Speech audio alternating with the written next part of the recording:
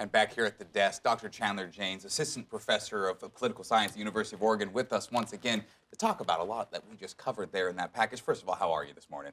Good. Good morning, Zach. Yeah, start with the pleasantries. Now let's get to business. Let's do it. We started, that last story about that birthright citizenship challenge. Obviously, President Trump signed an executive order seeking to end birthright citizenship, though it's a right enshrined in the 14th Amendment of our Constitution. A couple questions for you on that basis. Does this stand a chance against the legal challenges that are already coming its way? I think that Trump's executive order does stand a chance if it gets put up to the Supreme Court. There is a 6-3 conservative majority on the Supreme Court that might rule in his favor, though I suspect that that's a difficult path and unlikely. Now, how many steps along this process do we have before we get to the point that the Supreme Court ultimately does or does not rule for this? Well, it really depends. So it could be challenged in a lower court, and the Supreme Court could immediately take action to try to resolve this issue that is really constitutional in nature and on a national scale. It could take months. It could be fast. It just depends on how the Supreme Court acts. Let's just talk about executive orders generally speaking. On the day one of being in office, you often see this. But, you know, back in his first term, I believe he signed just one executive order on his first day. President Joe Biden, former president, did sign a few executive orders on his day. How common is it to see kind of this swath of executive orders, or is it a newer phenomenon? I think that for President Trump and for President Biden, this first day was an opportunity to demonstrate their priorities. So this is a rather new phenomena. I think previously presidents were judged in their first 100 days, and it concerned not only executive orders but also their legislative actions. Absolutely. Now, with these executive orders, there's a few others that caught my attention. For one, it's been a talking point over the past few weeks, the Gulf of Mexico being renamed to the Gulf of America. Is this something that'll stand? Because I believe the president has the power to do this. Yes, the president has the power to rename mountains and geographical areas, so he also renamed Denali back to Mount McKinley. Now, that doesn't stand a chance at seeing any legal challenges, right? These are going to stick. Yeah, I think so. Absolutely. Now, another thing at the inauguration drew a lot of attention. It's getting a lot of traction on social media, and it was Elon Musk giving a speech at the inauguration thanking supporters for getting them into the White House. And by them, I mean Donald Trump and J.D. Vance. But at the end of it, he gestured towards his heart and then reached out towards the crowd. A lot of people comparing it to a Nazi or Roman salute. Now, I won't ask you to be a body language expert. I won't ask you to try to look into what his intention may have been behind it. But I do want to talk about the political implications of this sort of action. I remember a time where if you did something on a stage, a political stage, and it drew the attention like this did of the Proud Boys of Ohio and thanking Elon Musk for bringing them attention on a national stage, you may want to retract that statement. You may want to give a statement saying, separating yourselves from those.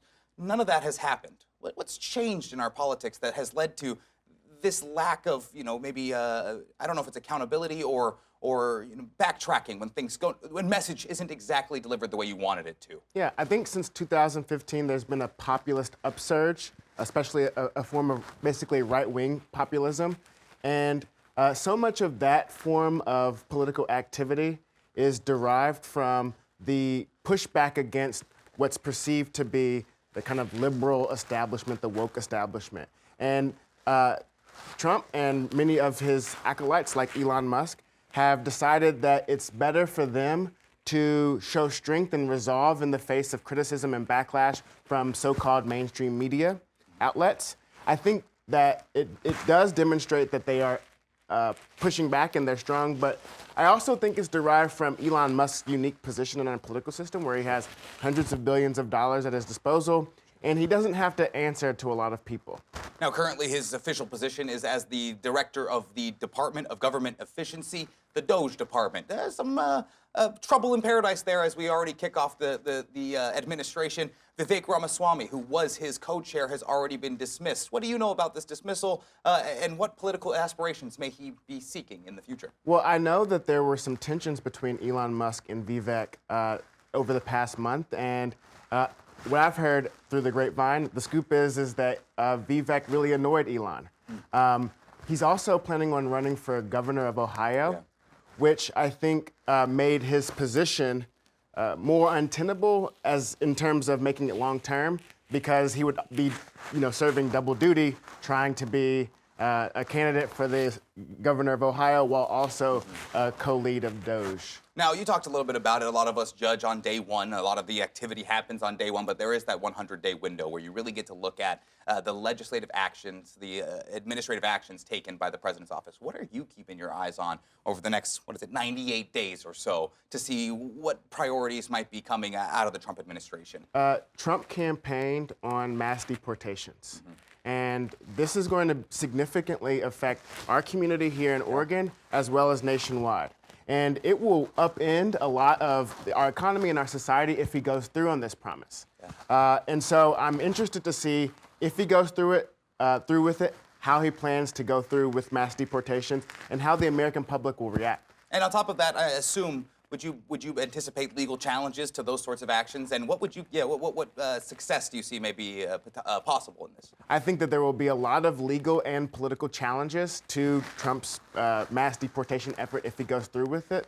I think that he does have a lot of authority in terms of executive authority to deport people, but the question is whether he's just going to focus on criminals and gang-related individuals, or if he's going to go after a larger swath of the undocumented population. Absolutely. Well, we'll have a lot to keep our eyes on over the next 4 years, so I'll keep bringing you back on. Next week, Wednesday, same time, same place. We'll talk about all the things that have changed and keep an eye on the Oregon legislative session as well. Let's do it. Dr. James, thank you so much for coming on and hanging with us once again. Thank you.